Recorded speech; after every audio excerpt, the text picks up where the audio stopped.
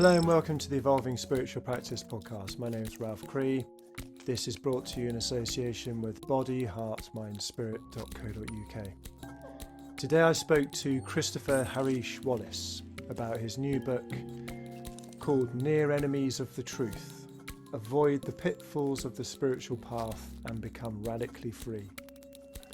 This is his newest book, and he's previously written books called Tantra Illuminated and the Recognition Sutras.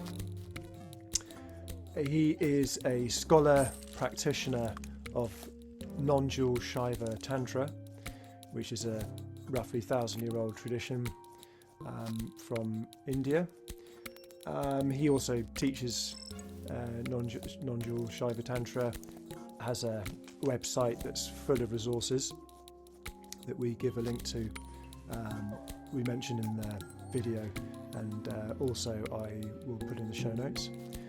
So what is a near enemy of the truth?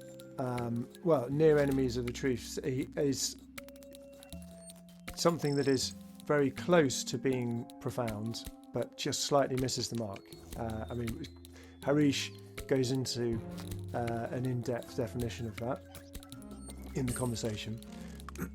But in his book he has 17 near enemies of the truth. I'll just list them quickly for you. Follow your bliss, speak your truth, be your best self, be in the moment, listen to your heart, love yourself. Everything happens for a reason, everything happens for the best, find your soul's purpose, you credit your own reality, you can choose how to respond, negative energy and negative emotions, I am my own guru, the universe is giving me a sign, and go with the flow. So these are examples of what he refers to as near enemies of the truth, which are, when they're adopted as spiritual platitudes by common culture, they kind of veer you off slightly in the wrong direction from the actual profound truth that, if understood correctly, they will point you towards. So I hope you enjoy this conversation. I certainly did, and may it serve you in your spiritual practice.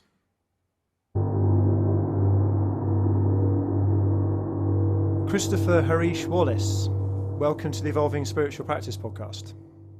Thank you. Good to be here. Yeah, wonderful. It's a real delight for me, because I have been following your work quite closely for a few years now. And it really helped me at a particular time for me. I think I'd ended up a bit with a sort of a bit of a splitting, but spirit matter splits kind of conundrum. And the non-dual tantra, which is what you teach, really helped resolve for the moment that issue for me. And so I've been really into your work for a while, and you're a scholar practitioner, which I think is a wonderful thing. And I've interviewed, for those listening, Ben Williams, who also is a scholar practitioner in Tantra, which I think is a wonderful combination, because quite often you get one but not the other. And you've written some great books, which I've read.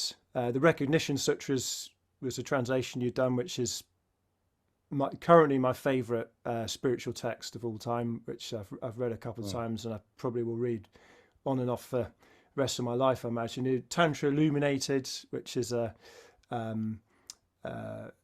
very thorough dealing with the topic of Tantra, which I've also read. And you have a website with all sorts of courses on it, and I've done your Foundations of Tantra course, which I highly recommend to everybody. That's a free course. You do workshops in person. I've been to one of those in London. I'm a bit of a fanboy by the sounds of listing all of these things. You have a Facebook page called Tantric Yoga Now, which I frequent and find that really, really helpful. There's a great community of people on there. And you have tons and tons of YouTube videos, which I've watched a lot of. So I think one of the great things I just want to let the audience know about your work is there's loads of it on the internet, really accessible. And at the end, we'll say what the website is, and I know that's the kind of your Yeah. learning portal hub where it all the tentacles end up in that body of the Yeah. octopus, so to speak. Yeah. And your latest book, called Near Enemies of the Truth. Where do we have the actual title of it? I just deleted it. Oh no, here we go. Near Enemies of the Truth. Avoid the pitfalls of the spiritual path and become radically free, which I've just finished reading and I absolutely love. And that's what we were going to be discussing today. So there we go. It's a little intro. I'm glad you mentioned the recognition sutras because, Tantra Illuminated, which is sort of a textbook, I think a fun and accessible textbook, but still a kind of a comprehensive textbook introduction to the Tantric tradition. So it sells much better. It's much more popular, but the recognition sutras goes deeper into the teachings of non-dual Tantra. And, there people I highly respect, like Rupert Spira and Michael Taft. They also say it's their favorite spiritual text these days. And so I think it takes a bit of maturity. That's a compliment to you, right? A bit of spiritual maturity to appreciate it more than Tantra Illuminated, which is, again, the more famous work. And then, of course, Near Enemies of the Truth is a very different kind of thing. And because that's aimed at a much, much wider audience, and it's addressing kind of spiritual cliches that are very prevalent in all sorts of spiritual communities. Whereas the recognition sutras, as great as that text is a deep dive that can seem esoteric or difficult to people who aren't already familiar with the philosophies of non-dual tantra. So just for your listeners to kind of sketch out the differences of those three books. And I'll just mention there's many more books coming, hopefully 7 more in this lifetime, if I manage it. But yeah, happy to talk about Near Enemies because that's the newest book and it's already a bit controversial, meaning to say there's a lot of people saying, on the one hand, oh, this is great spiritual myth busting, and it's helping bring clarity to a field of confusion and woolly thinking. And then, of course, there's others who are like, their favorite myth got busted in the book and they just think it's wrong and they post negative reviews. And, I'm sure people will see if they look, the reviews are kind of polarized. It's either 5-star or 1-star, It's not just a book that kind of trashes stuff. It's there's a good new word I've heard called the critosphere, and it's a kind of a flavor of a particular type of internet culture where people just tear things down and criticize things, but they don't offer anything in return. And this book leans very, very hard on some of these misconceptions because they're incredibly important, but it doesn't just leave you in a pile of rubble. You actually offer people the actual profound truth that is actually the essence of that particular inquiry, and also some practices that people can do. Yeah, exactly. I try to. That's really the point of the book, to criticize or critique. I like that word better. Some of these misunderstood spiritual cliches and platitudes that sort of draws in the reader who felt, yeah, there's something not quite right about these platitudes. But then the real point of the book is to say, well, but also there's a deeper truth that's adjacent to the platitude, or almost captured but not quite by that cliche. And that's really the point of it, is to investigate the deeper truths that are only hinted at by these everyday spiritual cliches, and to also offer some practices, as you said, guided meditations and contemplations. And that's the part that, for the actual practitioner, as opposed to the person who, just likes to read a book that allows them to look down on others, for the actual practitioner, it's those contemplations and meditations that the book is really all about. And can I ask you, Ralph, what was your favorite part of the book, whether it's a chapter or whether it's rather an aspect or an approach that you found in the book? What struck you the most personally in it? Well, I'd say my favorite thing about it was that it makes what you've written about in the Recognition Sutras and Tantra Illuminated really accessible. So I kind of imagine, if you imagine a funnel towards the Recognition Sutras, you might, a listener who'd never come across your work, I mean, I might recommend they start with Near Enemies of the Truth, then read Tantra Illuminated, and then the Recognition Sutras. Because what I was really enjoying was how I think we should if you could define non-dual tantra quickly for listeners as well. But the philosophy of non-dual tantra is really clearly presented in this book in an accessible way. So I think there's always a throat clearing, well, not always a throat clearing, but there's sometimes a throat clearing one has to do when talking about tantra these days, that we're not talking about neo-tantra, and perhaps you could just define what we're talking about in terms of tantra. Yeah. And first I'll say that the new book, Near Enemies of the Truth, it draws upon non-dual tantra, but it really seeks to highlight those teachings of that tradition that are also found in some other traditions, other non-dual spiritual traditions. So there's a lot of overlap, of course, with any non-dual tradition, with any other, and also not, meaning to say non-dual tantra has unique teachings that are not found in other traditions, and it has lots of teachings that are also found in other traditions. And with the book, I'm trying to be helpful to those on any spiritual path at all, and that's what's important. It's not sectarian at all, as you know. It's just really trying to provide helpful guidance to someone on any spiritual path, even though, of course, some of the specific insights are sometimes drawn from non-dual tantra, which sometimes just explicates themes in the spiritual life more clearly and precisely, but they're the same themes that we find in spiritual paths worldwide.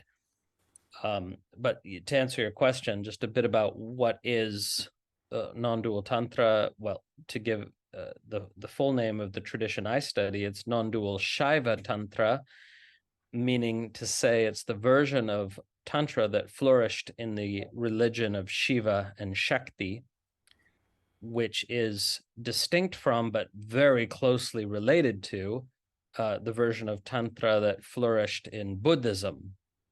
So a lot of people are familiar to some degree with Tibetan Buddhism. At least everybody's heard of the Dalai Lama.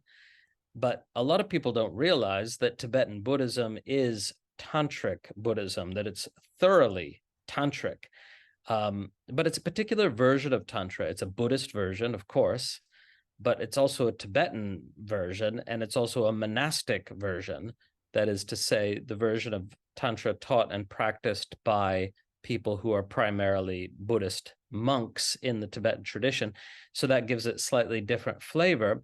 However, not as different as one might think. If one looks at the specific practices, if you're drilling down into the nitty-gritty, as it were, and looking at the specific practices of Tibetan Buddhism, they are largely extremely similar, at least structurally, in terms of form rather than content.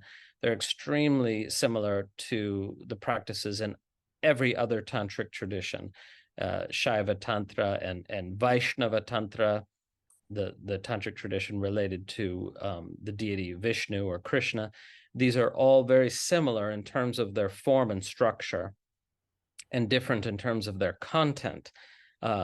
Meaning to say the specific visualizations, the specific mantras, the specific deities being invoked, but the way in which they work with the subtle body, or also known as the energy body, that's very, very similar across these multiple tantric traditions, because Tantra was originally a spiritual movement that propagated through all the religions that existed in the Indian subcontinent at the time that the movement was happening, which is roughly the 6th century up through the 12th century, and it continued to be influential for several centuries after that as well. I'm just citing the classical period of Tantra.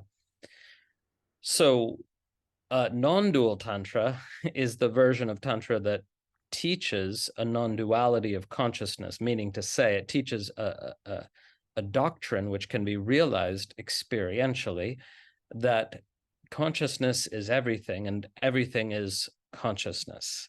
So it's non-dual in the sense that there is nothing but consciousness. But why use the phrase or the word non-dual as opposed to the word oneness or monism, right? It's because there appear to be two. There very much appear to be two things in experience, namely consciousness and its contents, or we could say awareness and what you are aware of. For most people, even somewhat experienced meditators, those appear to be distinct. They appear to be very much two.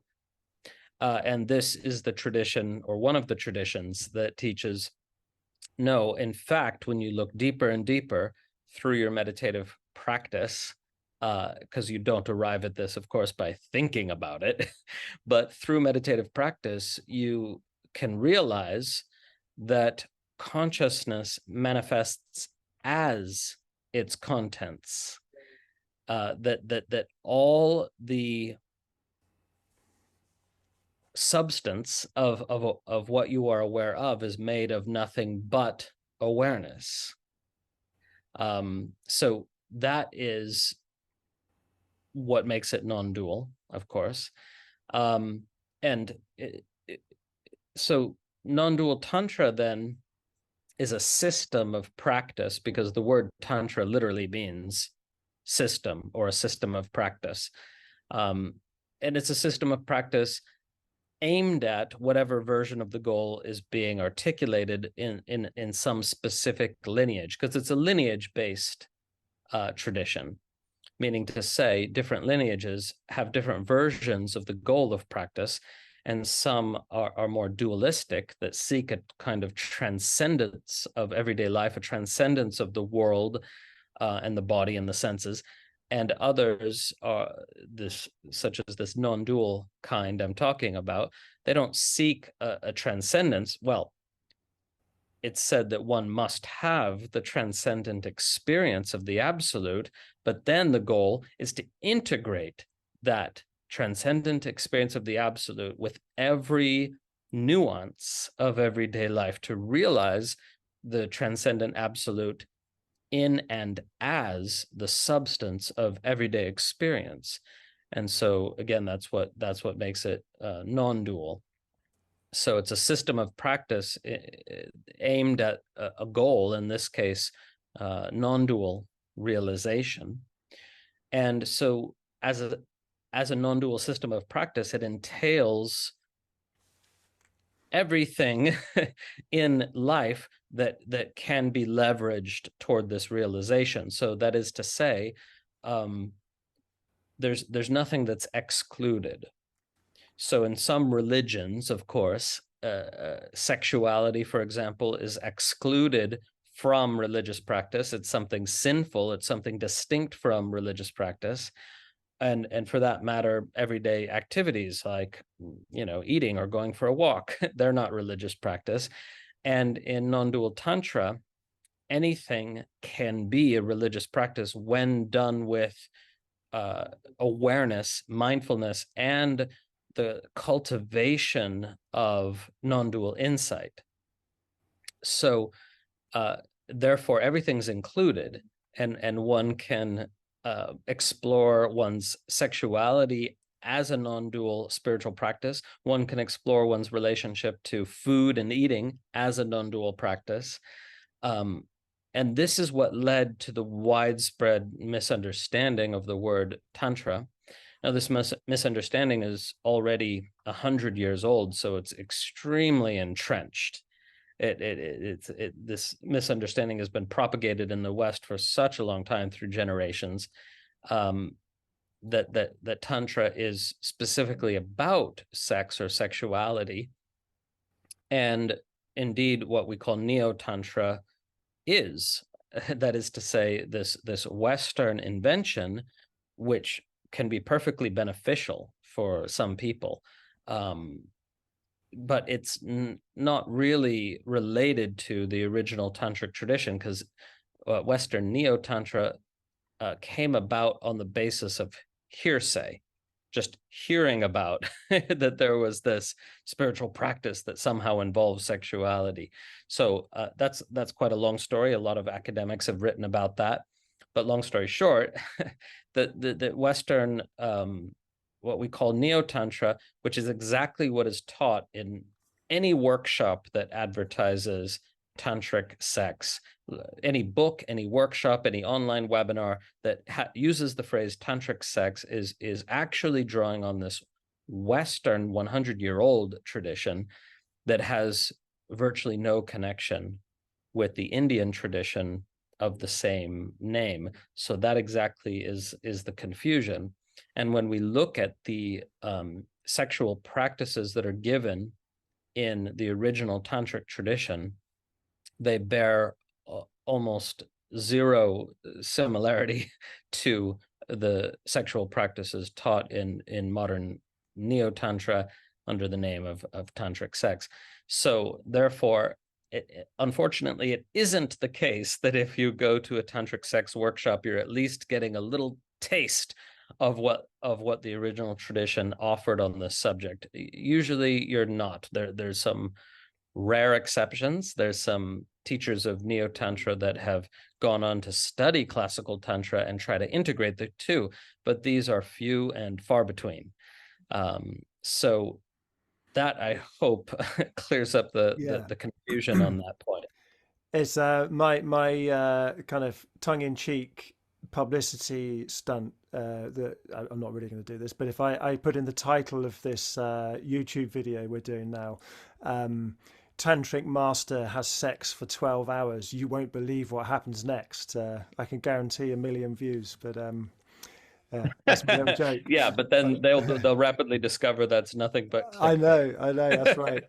But I think it's important for you to have said what you've just said, because the theme of non-dual tantra, it's the kind of the soil out of which this book, Near Enemies of the Truth, has grown, because you are a tantric scholar and practitioner. And it obviously, that word comes up a lot in the book. And I think one of the things that would be good to do is to talk about what a near enemy is. And I think there's a good quote here. I'm just going to pull out from your book. You say, when we're talking about deep and fundamental truths, getting it a little bit wrong doesn't much matter in the short term, but it very much matters in the long term.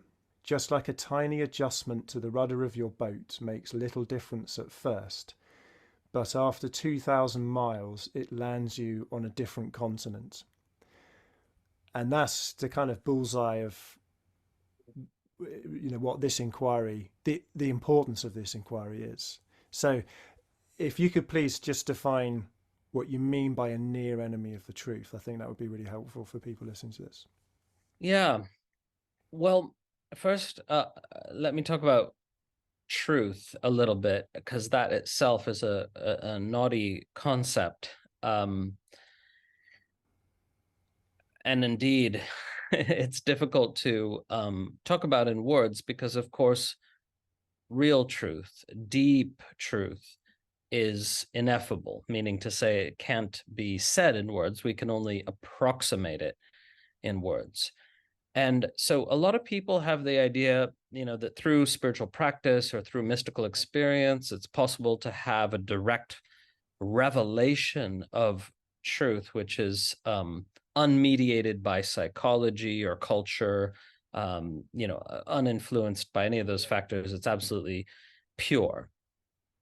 But in fact, this is very, very difficult. Possible, I grant, but extremely rare, because when people engage in spiritual practice or inquiry or contemplation of any kind, they are bringing to that endeavor all kinds of cultural programming and assumptions. And a lot of this cultural programming, of course, has the guise of spirituality and spiritual philosophy.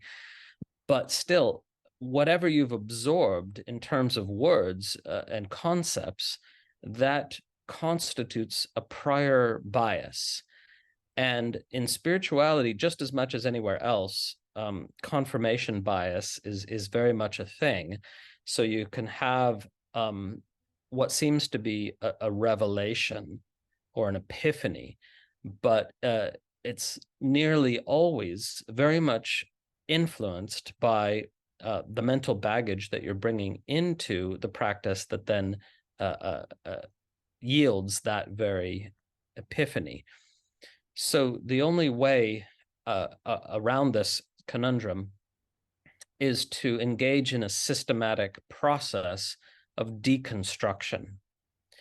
And the deconstruction that I allude to is one in which you strip away narratives and concepts from experience relentlessly over the course of years of practice until you're experiencing without concepts and without narratives. Some people think that's impossible, but it is possible. It just takes a lot of work. And of course, that means not applying any labels, because even a one-word label is already a narrative. If you're experiencing a heat or intensity, energy in your body, and you call it anger, that's already a narrative. If you call this experience of heat, intensity, and energy in the body anger, it's because there's already a story in play in your mind about why you're experiencing this. And without that story, there is no anger. There's just the raw intensity or heat or energy. And that goes for all the other emotions too. So I just mentioned this to illustrate that there can be narratives that consist only of one word, and yet they are still narratives and bring with them all the baggage associated with that word. So this deconstruction process that I'm talking about has to go very deep for it to be truly effective. We have to see that even the notion, I am a man, I am a woman, I am a person, has to be stripped away, that is a narrative that influences the frames that we put on experience. So if you go through this process, as I have myself and many others have, and let me tell you, it's quite grueling at times. It's not the pleasant version of spirituality, but we go through this grueling process because in the end, there is an incredible bliss and joy and wonder of aliveness, which is not available in its fullness without going through the deconstruction process. Now, why get into all this in this moment? Precisely because you can't say anything about how well or how badly words approximate truth if you're not experiencing truth. And for that, the deconstruction process is needed. Now, some listeners are going to say, like, wait a second, this guy claims to be experiencing real truth. Is there even such a thing? And if there is, how can he claim to experience it? Well, okay, first of all, there is such a thing. It's just, again, ineffable. It's non-conceptual. It's that which we all share in common without most of us even realizing that we do. And to claim to experience truth is not such an extraordinary claim. In fact, there are many, many, many people, who knows how many, but certainly worldwide, at a guess, certainly hundreds of thousands of people who have gone through this process that I'm talking about. And many of them have gone through the process without attaching a word to it, which can so easily cause it to go off the rails. A word such as enlightenment, and I talk about that in the book a bit. But we'll definitely get into that later. Yeah. So to bring it full circle here, that to be intimate with reality is a possibility for every human being. I'm not claiming to be some extraordinary Buddha. Anyone who devotes some years of their life in which this is the top priority can verify what I'm talking about, that there is such a thing as wordless, non-conceptual truth shared in common by all conscious beings that most of them just overlook because they are so caught up in their concepts. And then once we're sensing that, and it's not to say that any one person could sense it from all possible angles of perception, because even though there's one truth, one could say fundamentally, it can be sensed from sort of many possible angles, all of them non-conceptual, and any one person can't sense all the angles. Okay, but even sensing some of them, you can then see there's something magical that happens. Really, you can read anything from the words of Jesus or the words attributed to Jesus in the Bible or other religious texts and see, oh wow, you sense what they are approximating, and you sense how they were distorted over time, but you sense where they were coming from. And that's the important thing, because the exact words can't capture it, but they're coming from somewhere that is very, very real. Okay, so a near enemy of the truth in this context is a teaching or phrase or saying or platitude that approximates a deep truth, but it doesn't approximate it skillfully enough to be effective in the long term, as the quote you mentioned points out. It might approximate it skillfully enough to be effective in the short term, especially for beginners, right? So people come to the spiritual path and they hear about be in the present moment, or follow your bliss, or you create your own reality, or everything happens for a reason. And these sayings can be super effective in the beginning because they provide a different kind of orientation from our mainstream consumerist culture. And that initial orientation is effective. I'm not saying it's not. It's effective for many, many, many people. But any single phrase, kind of bumper sticker phrase or easy to say platitude is not going to approximate the truth well enough to be sustainable in the long term. So then we need to look deeper and inquire into what is this attempting to approximate that's actually much more nuanced. So the book is a reworking of the concept of near enemies of the truth, because in everyday Buddhism, the phrase near enemy of the truth is used in a quite simple way, such as the following: the near enemy of compassion is pity. The near enemy of love is attachment, and so on. So in those sayings, which are very valuable sayings, by the way, and I agree with them, but in those sayings, it's relatively simple.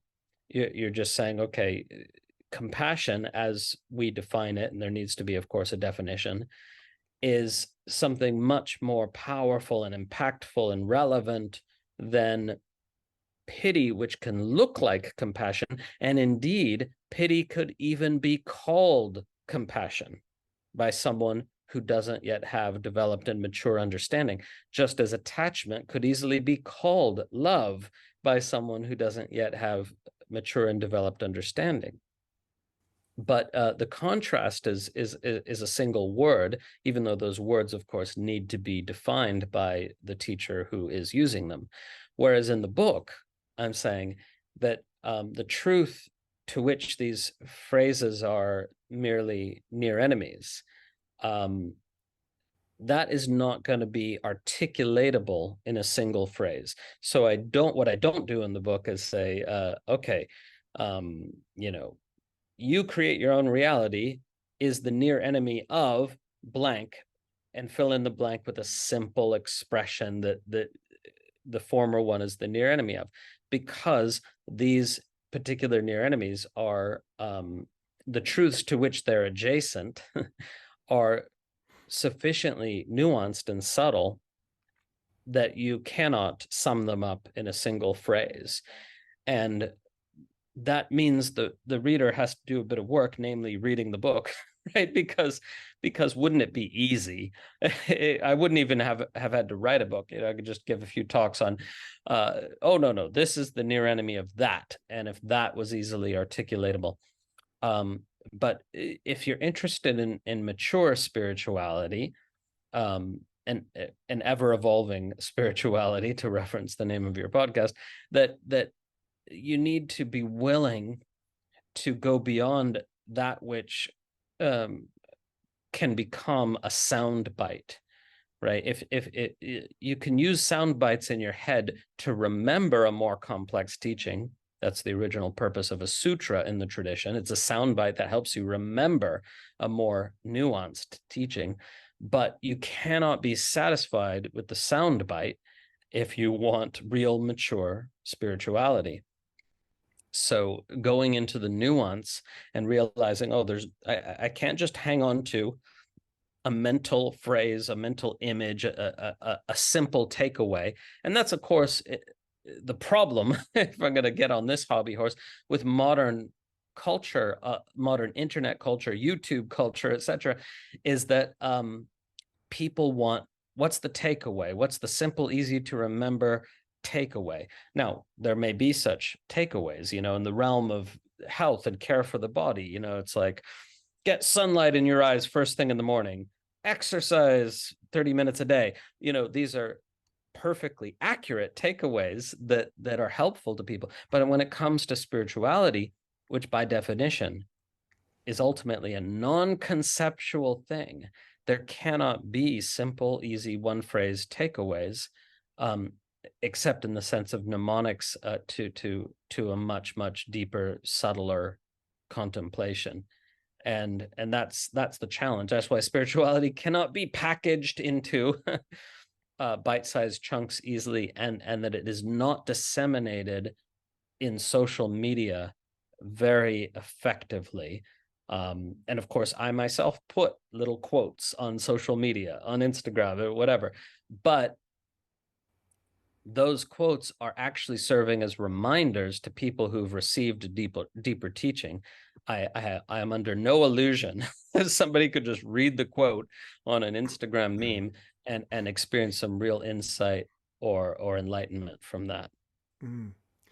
Well, yeah, very, very important things you said. And so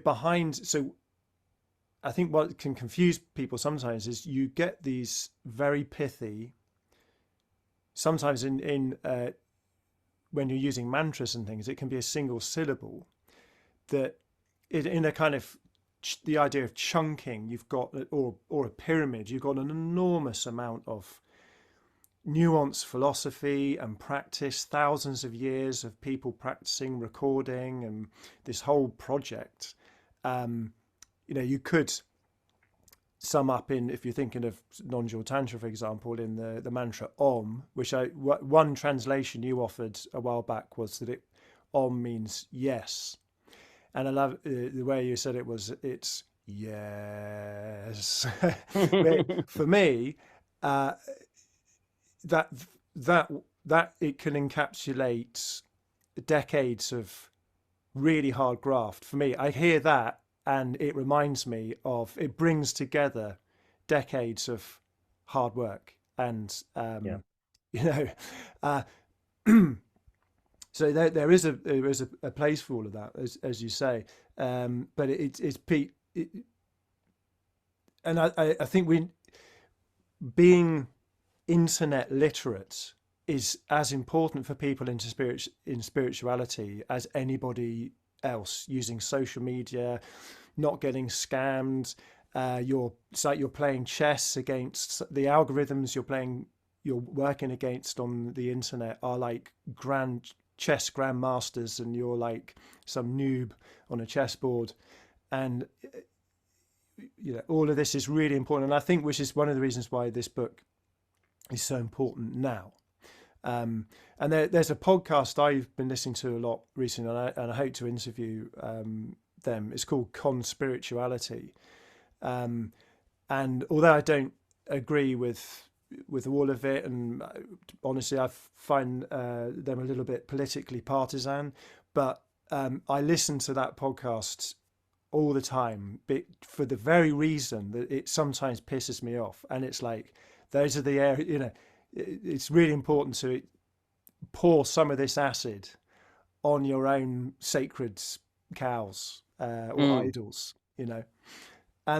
so I think I know those guys, by the way. I know the conspirituality guys, and I know a couple of them fairly well. Yeah, and it's a good podcast most of the time. Yeah. So in your book, you've got 17 near enemies, and as you say, each one of these is incredibly nuanced. I originally encountered this material of yours via your YouTube video. So you did like an hour-long YouTube video on each one of these. That became the book, and you've got an entire chapter on all of these ones, and it's a large book. So really, people ought to read the book to get the full unpacking of all of these.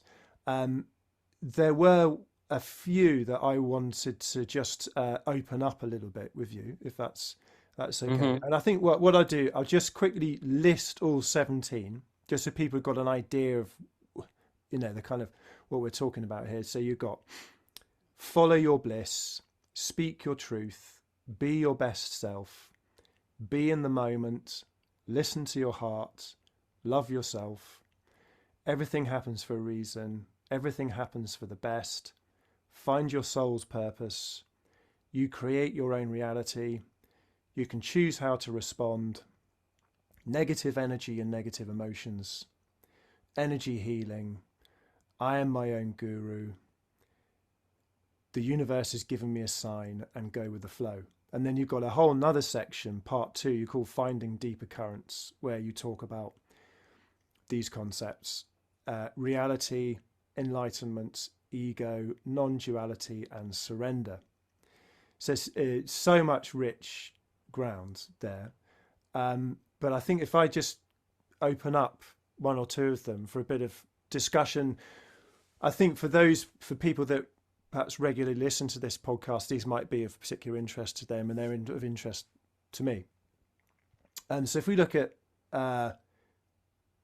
be your best self, and I'll just start with a quote that you have here. So this is quoting from your book. We imagine the possibility that we could at some point in the future consistently be as good and kind and loving as we were on our best day ever. Then we call these imagined possibilities our potential or our best self. But you see the problem. If you think this way, you are creating a situation in which you almost constantly fail to live up to how you think you should be, necessitating some version of self-hatred as a result. Ironically, believing that you are not as you should be drains you of the very life energy that would otherwise allow you to contribute to the world. So this sounded very familiar to me. And one thing I will say about all of these near enemies of the truth here, all of these have affected me at some point in the past and will do in the future. And I think it's important to lay that out there, because it's like, yeah. So how this relates to experiences I've had. So psychedelics has been quite a large part of my journey, but you can probably tell by the backdrop. One of the things that happens with the use of psychedelics is you experience these absolutely sublime states. I mean, if I took one as an example, I mean, this isn't necessarily psychedelic, but if MDMA, you experience love. So the first time I took MDMA, I experienced love like I'd never experienced it before. It was absolutely, well, people know what everyone talks about MDMA.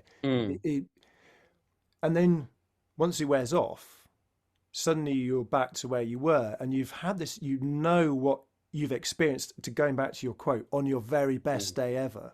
And then you're like, well, I want that all the time, because you know how good it is. And if you can relate this to deep state meditation practice, some sublime kundalini experience, those kind of things. And then you start comparing your everyday experience of life to that, and things can seem very flat. Normal relationships can seem flat. You can end up thinking, what's wrong with me? Why can't I be like that all the time? So that was something that when I read that chapter, that was something that came up for me as an experience that over decades of experience with different psychedelics, I've kind of come to terms with that more. I got an understanding of that's the nuance that happens with practice. But that was one of the things that came up for me. The states of consciousness, non-ordinary, extraordinary states of consciousness versus your everyday reality experience, and that feeds into another near enemy of the truth that you deal with later, which is, I can't remember which one it is, but basically that the one being who we all are is actually perfectly at home with this moment just as it is. And yeah, when I first tried MDMA myself, I had a slightly different experience. I was like, wow, thank God I have a meditation practice, because otherwise I'd get addicted to this drug, right? Yeah. Because the expansive, open-hearted feeling was familiar to me as a side effect of meditation, and that what now MDMA can have a number of different effects. Of course, we should know, like for those who have PTSD, it can activate the trauma, and in a way that allows for healing if a skilled professional is facilitating, right? So for some people, they take MDMA and they experience their trauma, they experience fear, they experience all sorts of things. So it's not a simple thing like people who haven't taken it imagine, oh, you take a pill and you just feel happy. It's not that simple at all.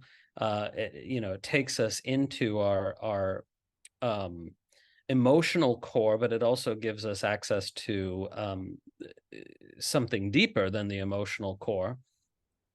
And that is ideally, for the right person, who takes it, they experience this incredibly profound okayness. Everything is okay, actually. I'm okay, just as I am, and everything is.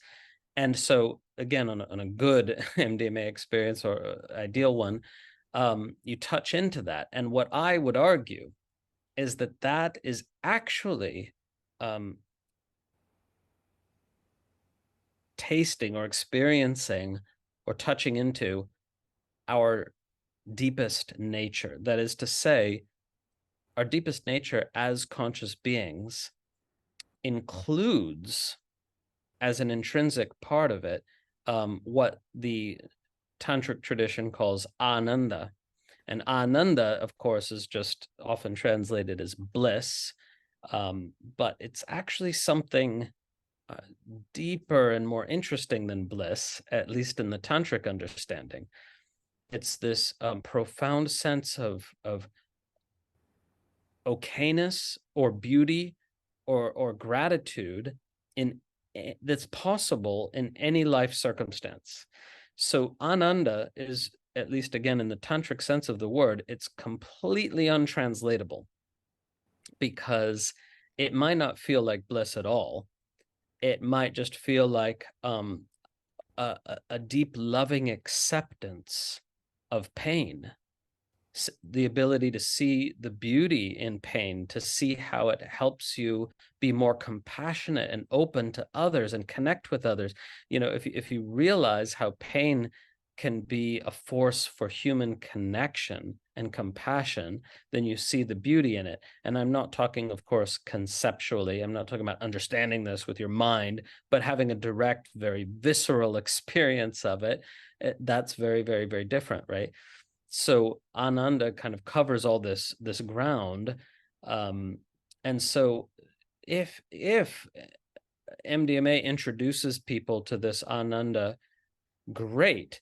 But the point from my perspective, and the perspective of many other meditation teachers I know, is to convince people, oh, what you've been introduced to is actually intrinsic to your true nature. It's not just a product of the drug. Yes, of course, the drug has its own kind of neurological effects, like, you know, you're getting an all over body high or tingle. That's that's just the drug, right?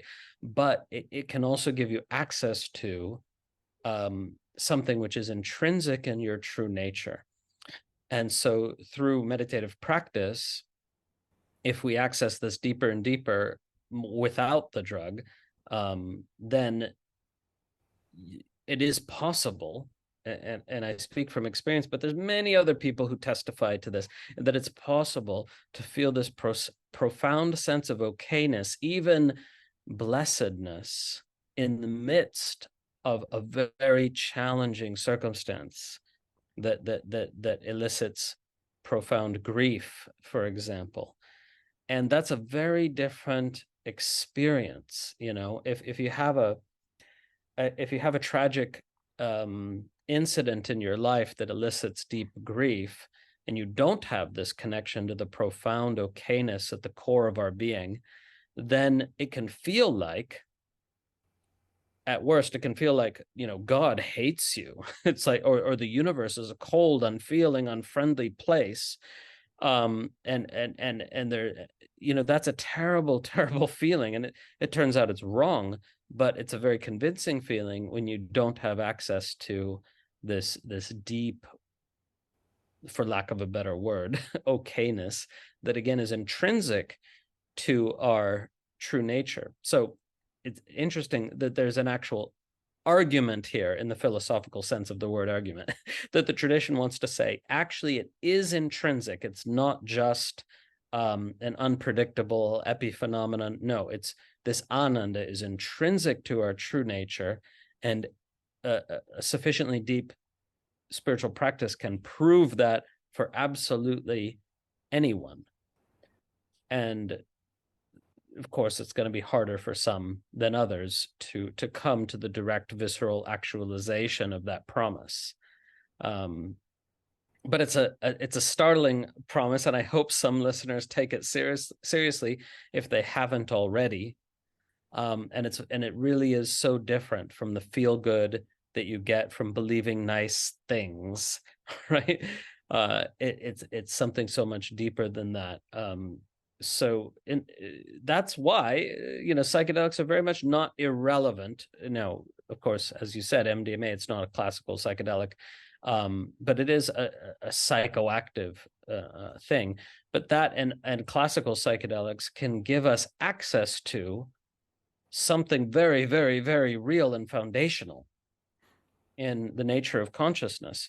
But the problem is those psychedelics also come with sort of bells and whistles, like hallucinations or body highs or artifacts of the specific drug that could easily be confused with what is being revealed. Meaning to say, somebody might get the wrong idea that spiritual experience, when it's authentic, is extremely intense or extremely sensual, or it's an altered state, and those are actually the artifacts of the drugs, that you can have the same fundamental spiritual experience without these alterations in perception, for example.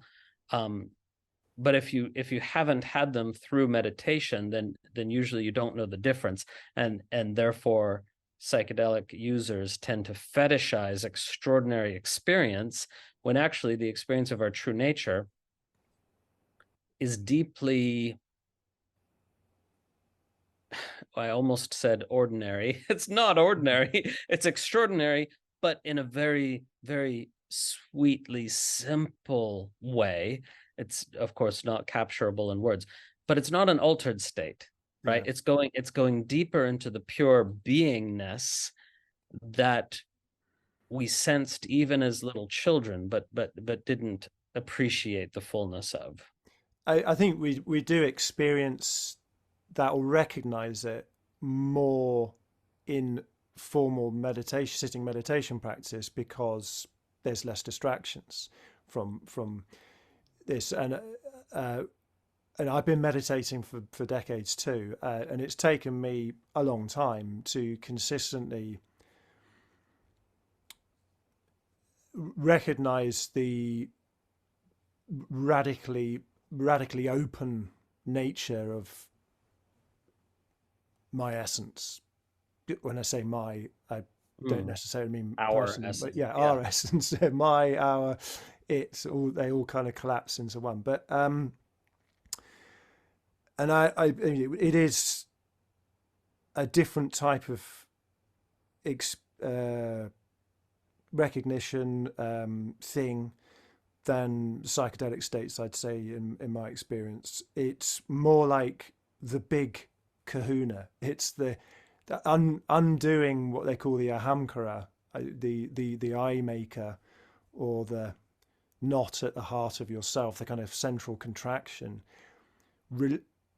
Knowing that is actually always undone, and actually feeling that in your own, the core of your own self.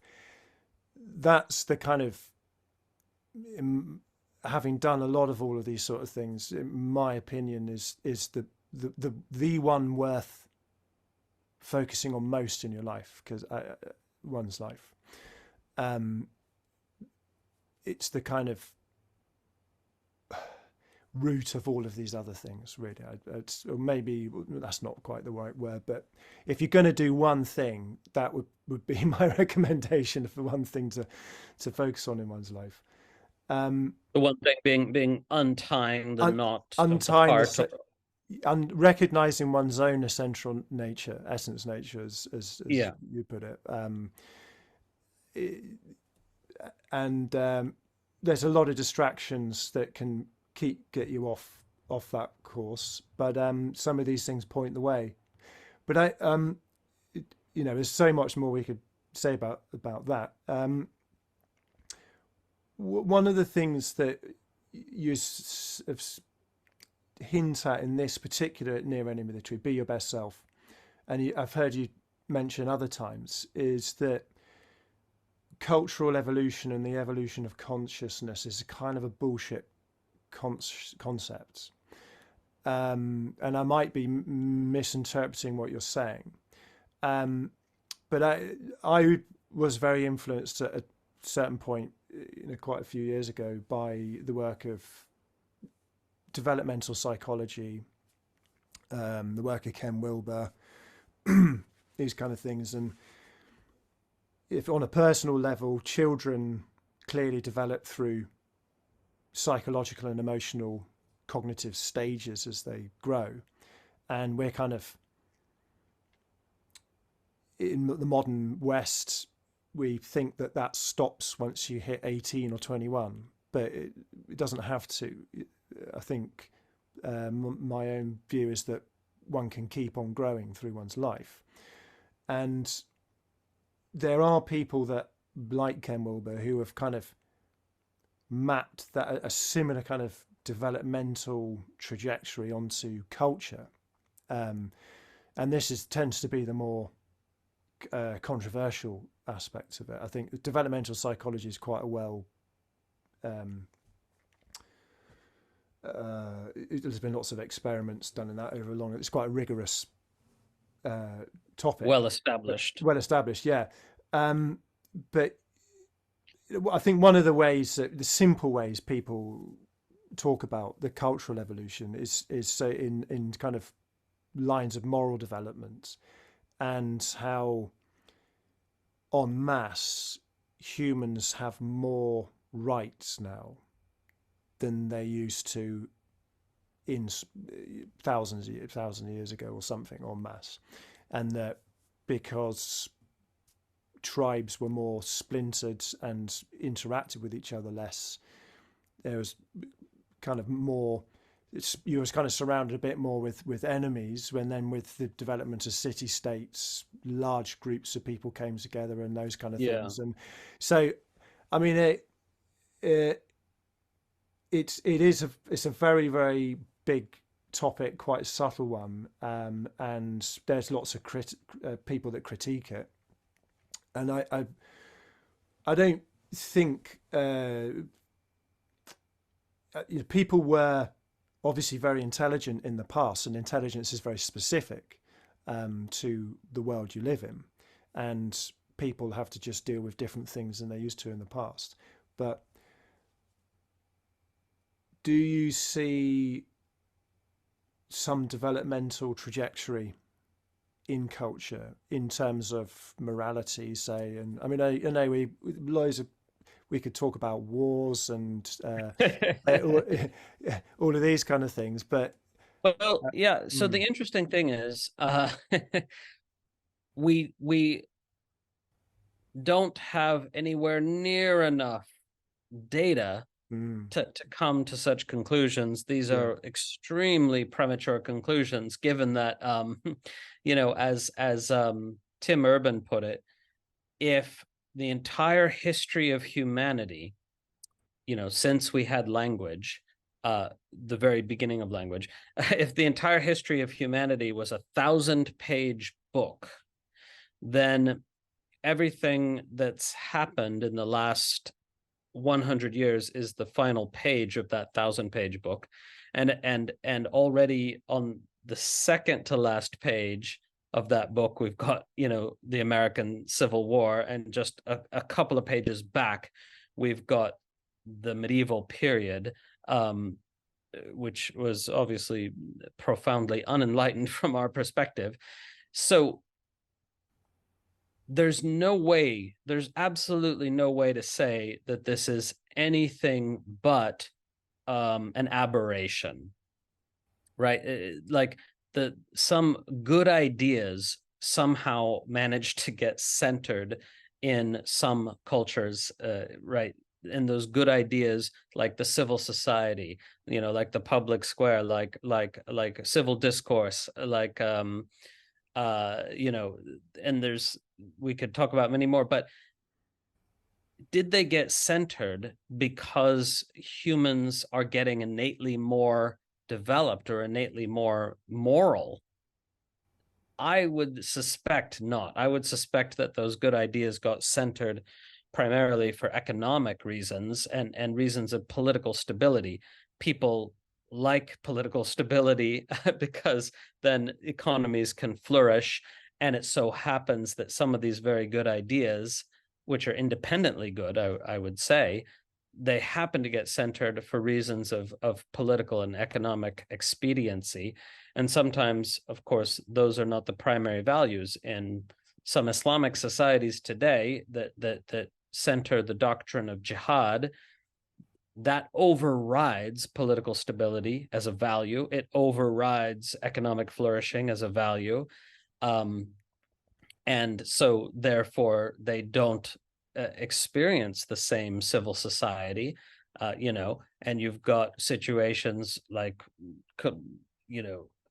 in Yemen, for example, which has been an absolute humanitarian catastrophe, which has been barely registered in Western media compared to, for example, the war in Gaza right now, which captures far more headlines than the much worse humanitarian catastrophe, because it appeals to human instincts of tribalism. We've got the mostly white folks on one side and the mostly brown folks on another side. So that's tribalism. So that captures people's interest. Whereas in Yemen, it's been Arab versus Arab, and that doesn't capture people's interest in the same way. And that is really, really disturbing. It should be disturbing to any thinking person, that it's not the scale of the humanitarian catastrophe that matters at all, but rather whether the antagonists are two different colors, that speaks to our base tribalistic instincts. Then it captures our attention. That is deeply disturbing to any reasonable thinking person. And that I could go on and on about why. I think there's no specific reason. We don't have good reasons to suspect that humankind has evolved moralistically speaking or intellectually. Obviously, we have a rise of populism now. We have the rise of right-wing dictators now in many countries, or would-be dictators. People like Trump, who would love to be right-wing dictators, but they just didn't quite manage it, though it could still happen, God forbid. But the point is that this rise of populism and right-wing dictators should make reasonable people second guess and question their assumptions that cultural evolution is really definitely a thing. Now, whether it could be a thing in a longer term scenario, absolutely it could. Human beings, given enough time, if we don't kill ourselves off, we could realize what contributes to human flourishing consistently and what doesn't. We could manage to sort ourselves out, and there could be cultural evolution, but I think the time scale is going to be much, much, much, much bigger than people were imagining, right? And the current events of the day are exactly the evidence of that. So that's one issue, right? And in terms of developmental psychology, well, it seems to me that the majority of humans stall, right? Meaning to say, they do develop, of course they develop, but most adults are still overgrown adolescents. The thing is that fact is concealed by the development of superficial social norms, meaning to say most adults can behave politely. But under the surface, most people are still emotionally adolescent. And their spouses know this, and so their other family members know this, right? If they bother to. Of course, some people just repress it relentlessly.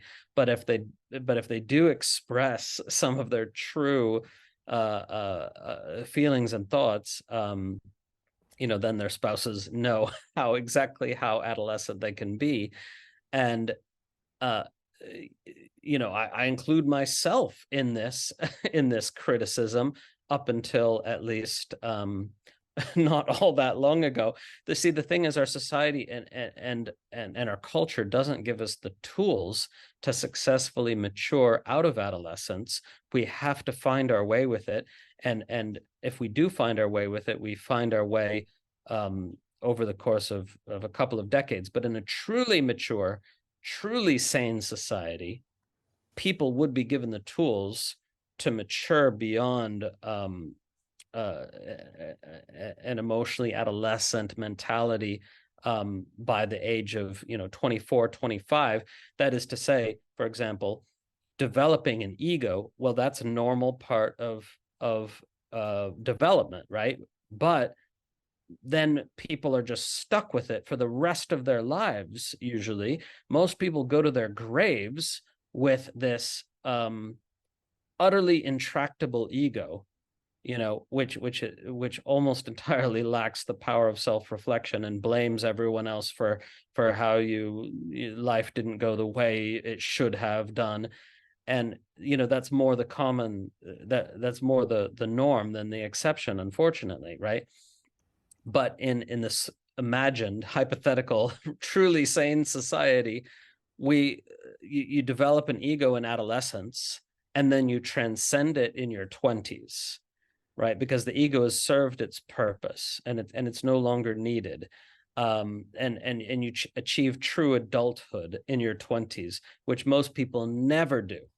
Now, if you're lucky, like myself and possibly some listeners, you manage to achieve true adulthood eventually in your 40s, in your 50s, but you got to keep working on it. That's the thing. It's like being in school. Like you said, you can keep growing in your life, depending on what you mean by growth, but you have to be committed to something like being in school nonstop, right? You got to work at it. And then you might manage to see that all your self-images are nothing but mind stuff. They're just a bunch of thoughts. They're not worth defending. They're not worth trying to prove oneself to others that, oh, I'm really a good person and you misunderstood me. And we waste a huge amount of time in defending our self-images rather than connecting with the humans that we love. They're upset about something we did, and we go immediately into self-defense, and that's the ego. And if you find yourself going into self-defense, no matter what age you are, you still have an adolescent ego, as most people do. So I would prefer, instead of fantasy notions of evolution, I would prefer a sober assessment of how immature we truly are as a species, and that none of us can do anything about the species, but we can do something about ourselves, right?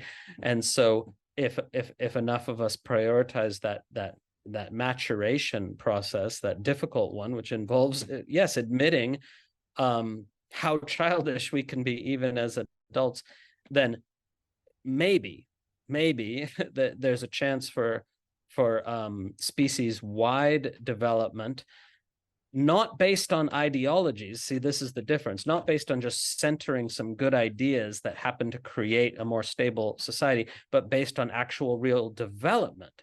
That's different from just believing certain thoughts. I believe in capitalism, I believe in individualism, but rather developing organically, then it's possible. But we would have to overcome, as a species, some huge challenges, because we still have more than half the planet subject to religious ideologies, which are taken to be literally true, and which absolutely prevent any kind of inner work when they are taken to be literally true.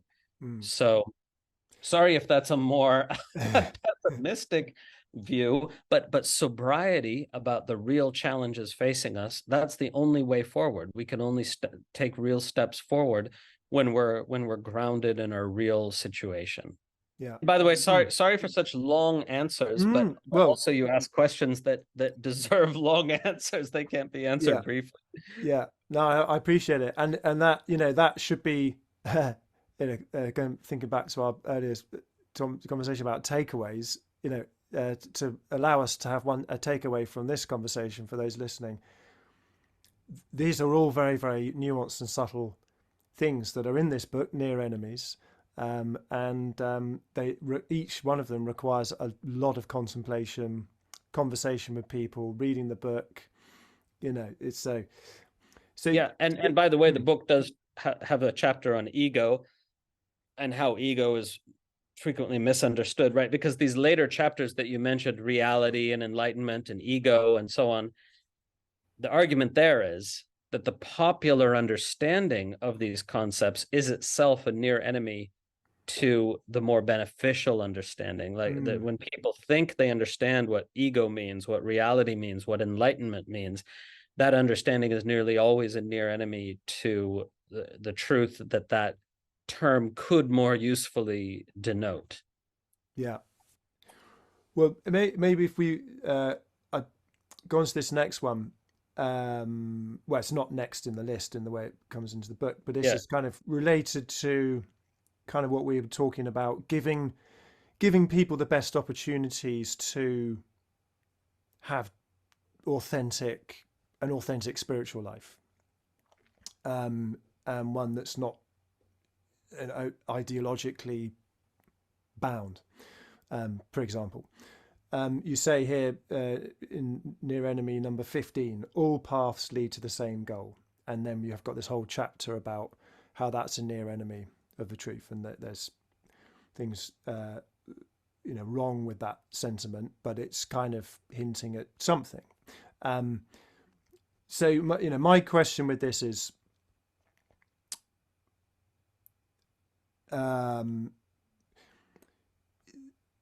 whether a world spirituality, so let's say looking very, very long term, cultures have been quite isolated historically up until more recent times, and then possibly going forwards in the future becoming a more planetary species with that at the forefront of people's minds and cultures and around the planet. That I wonder about the possibility of some kind of world spirituality happening that's similar to I don't know if you know about mixed martial arts, sometimes referred to as cage fighting, UFC, Ultimate Fighting Championships. Do you know about that? Yeah, a good friend of mine, Mark Jenko, he is a MMA fighter, and he actually wrote a book about the spirituality that can be experienced through MMA. That's called Inner Jiu-Jitsu. That's his book. So if you're interested in that stuff, you might check it out. Well, so what I mean by that is, for the whole history of humanity, we've had lots of different traditions of martial arts. You've had kung fu, wrestling. You've got striking traditions where you're punching, kicking, ones which are grappling ones, kind of like wrestling, Brazilian jiu-jitsu. What happened with mixed martial arts, the very first UFC competition in the early 90s, they said, well, look, let's bring all of these people together and they can all fight, and then we'll see who wins. And it turned out that Brazilian jiu-jitsu was the master skill at that time, because if a Brazilian jiu-jitsu practitioner could take someone to the ground, no matter how good they were at boxing and kicking, they would win. But then people learned how to deal with that and to stop being taken down to the ground. But the essence of what I'm speaking about is that now there's this new thing as arisen called mixed martial arts, which outperforms any single traditional martial art form.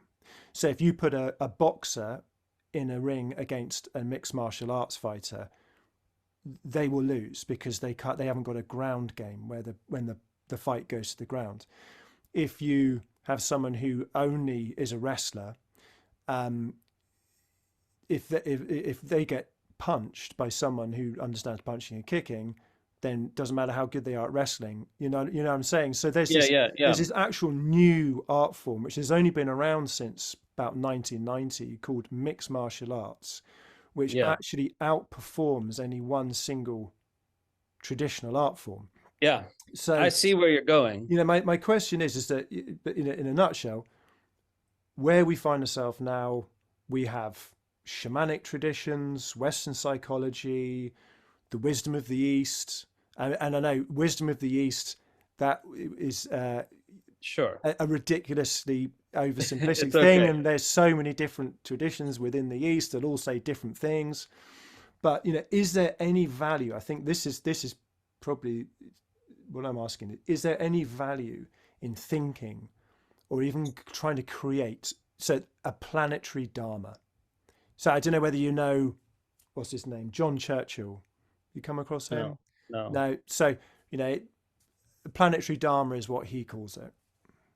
Is that a Yeah. fool's errand?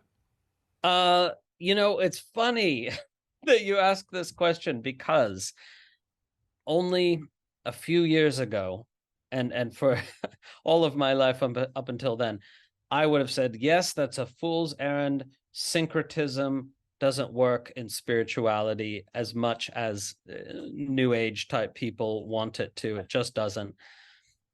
But now my answer is different, but it's a qualified answer.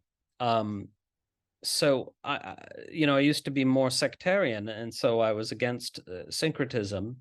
And now I see that syncretism on the level of practice can be perfectly effective if it's grounded in an understanding of the path. So I'll explain what I mean, and I'm actually really glad you asked this question, because it leads to a very, very important discussion and an important possibility to put on the table, namely that there is one spiritual path dressed up in lots of different costumes that we call, Sufism and Tantra and Christian mysticism and Kabbalah and all sorts of different names, Taoism, and it doesn't. There's so many different versions.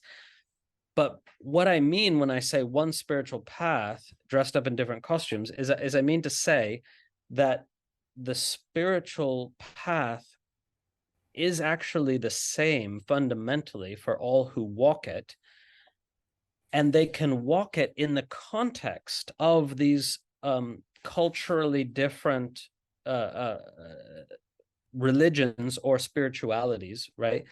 But it's actually even more subtle than that, because it's even more accurate, rather than saying one spiritual path in different costumes. It's even more accurate to say that the one truly effective spiritual path is stumbled upon by people in all these different contexts, and they interpret it using the tools of their specific tradition. So meaning to say, whether it's Taoism or Christian mysticism or Tantra or anything else, we have examples of people who are awake using the tools of their tradition to try to talk about awakeness and how to actualize it. And then we have other people within the same exact tradition who are not awake. That is to say, they are simply dogmatic adherents of that tradition. And they're using very, very similar language. And you can't really tell the difference without some substantial awakeness yourself. But once the awakening process gets going for somebody, then they can tell the difference that I'm talking about here. And the reason it's hard is because, again, it's the same language that's being deployed, but it's being deployed in different ways by the dogmatic adherent and by the spiritually awake person. It's only superficially similar, but of course most people are superficial in their engagement, so they don't notice. So in other words, what we need as a species, I think, is to recognize first of all that awakening is real. That it is an actual process that is as much physiological as it is spiritual. That is to say, it's a process that subsumes your whole humanity. And well, someday we'll have studies, and it's already starting now, actually, but someday we'll have a proper array of studies showing the physiological and neurological correlates of this awakening process, which absolutely subsumes and impacts the whole of our humanity, when it's authentic, right? When it's not just an ideology or a religion or whatever.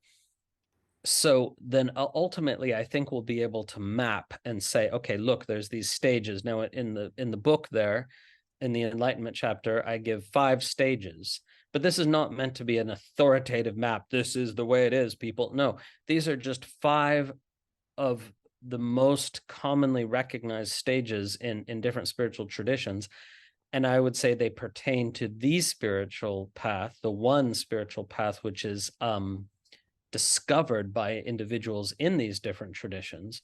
But you could map it differently. You could absolutely map, you could say, no, there's 7 stages, no, there's 10, no, you could map it differently, but that's not the point. It's not about this map or that map. It's about the fact that there's a singular process of awakening, and the different maps are just highlighting different elements of that process.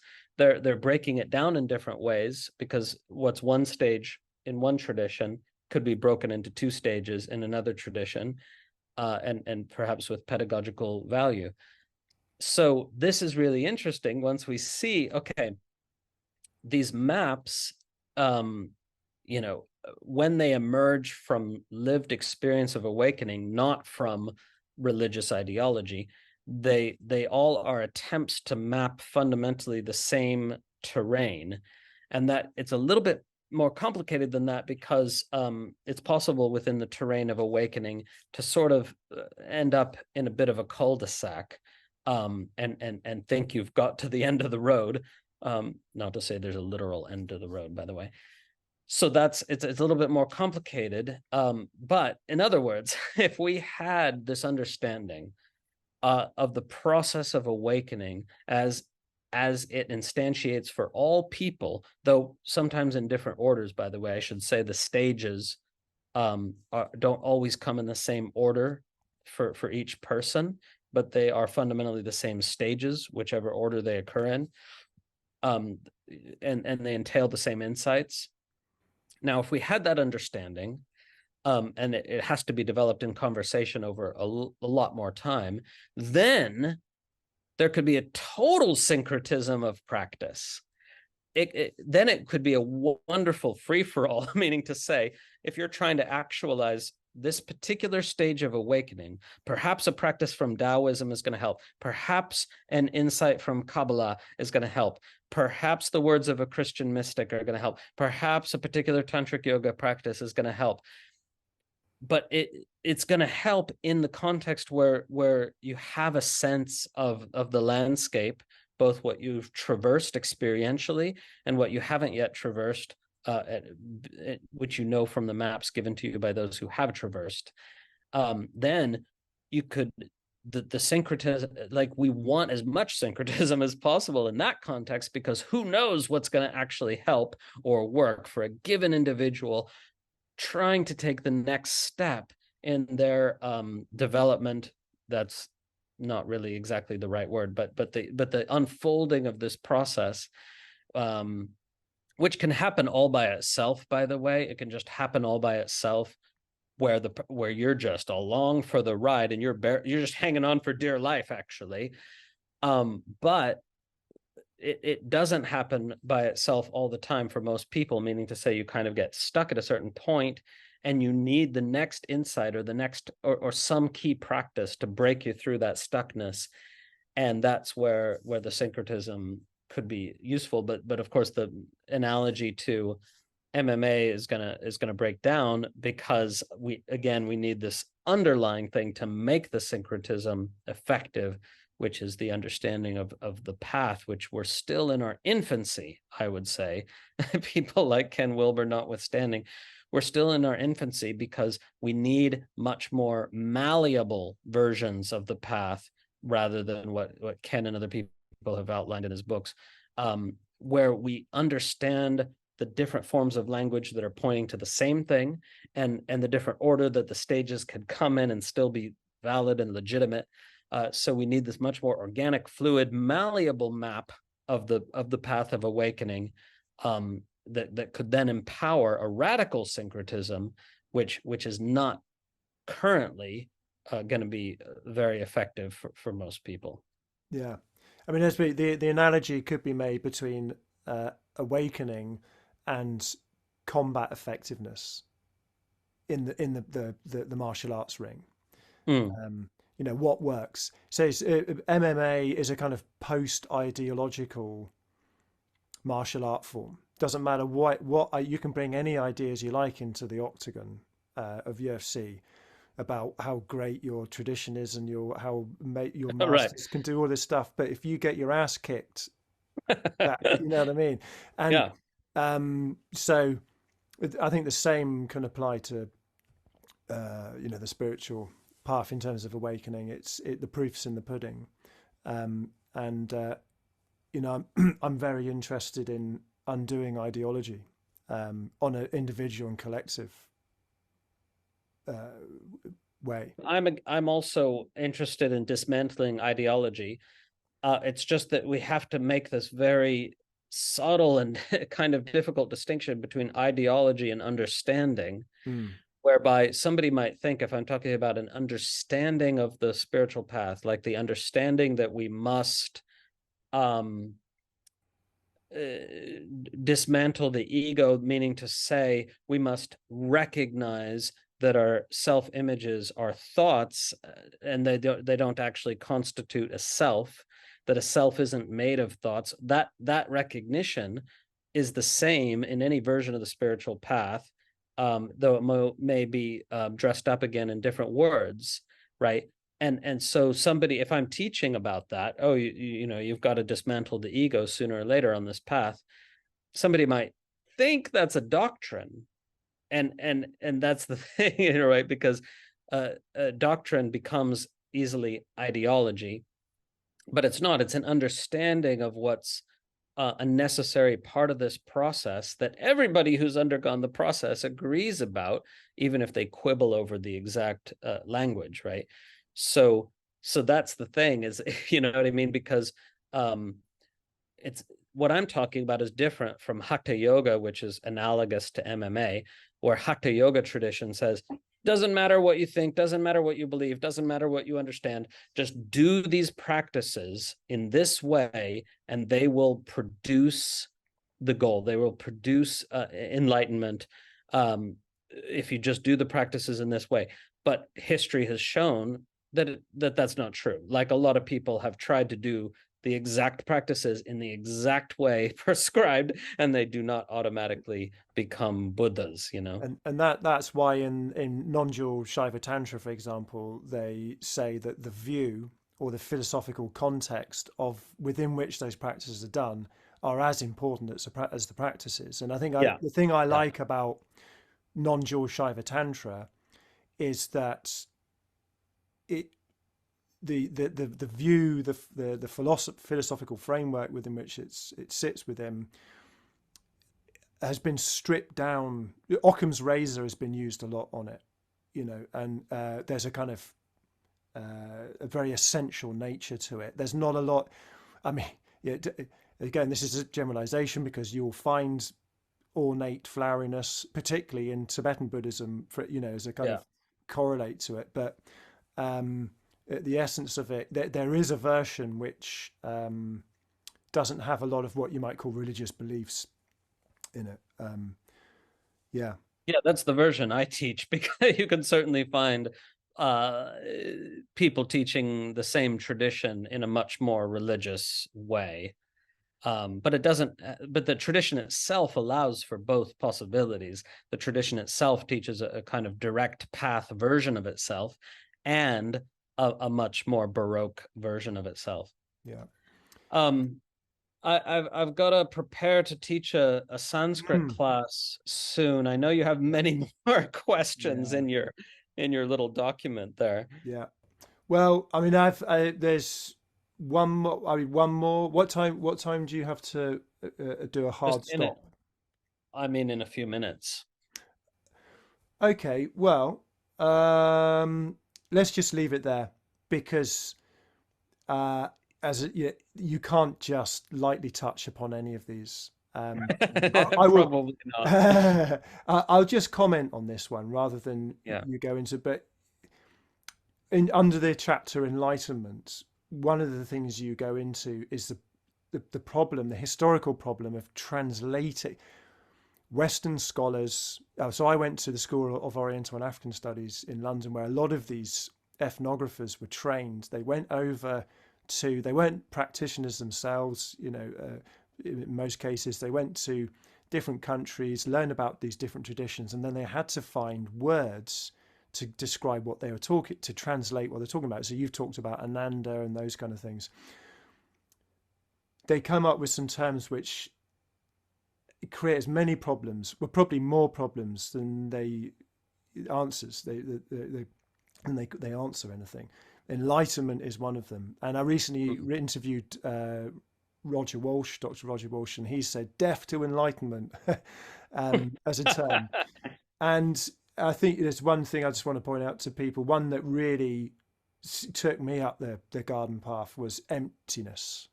I think is a very problematic translation of shunyata.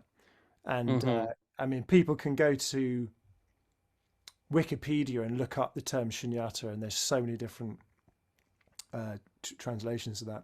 But Yeah. that, for me, that was a very fertile chapter. And there's so many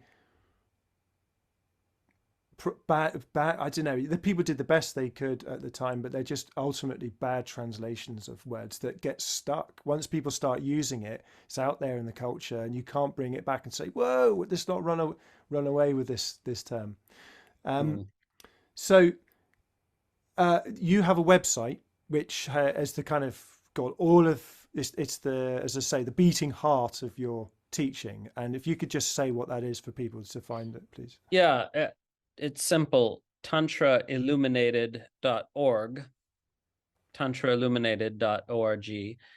And that is the place to go to then find whatever you're interested in this domain, because that links to our learning portal as well as our live events and so on. But the learning portal, as you know, has a tremendous amount of material, courses, workshops, webinars, guided meditations, just a big library of material, embodiment practice, so much stuff. It's we're building it as a kind of attempt to give you everything you need, or everything anyone could need for the spiritual path, which means covering a lot of possibilities, because again, people have different aptitudes, and different things work for different people. So it's that's exactly what the tantric tradition tried to do, is to provide hundreds of different practices so that each person would find a practice that really works in their constitution. So in that sense, that's part of what makes it different. It's very different from some Vedantic paths which say, oh, just contemplate, who am I, or just do this. We provide an array of practices, not because you're expected to master all of them, but because as you kind of poke around amongst this embarrassment of riches, you will find something that perfectly speaks to you. And that's the key. So if you're willing to go on that adventure, it really is a wonderful path and a wonderful modality for people to explore. So thank you. Yeah, well, thanks for sharing that, and thank you for your massive output of work, and your generosity and your time today. Thank you so much. Thanks, Ralph, and hope we get a chance to talk some more sometime. Yeah, maybe when the next book comes out. We got 7 more conversations. Yeah. All right. Take care.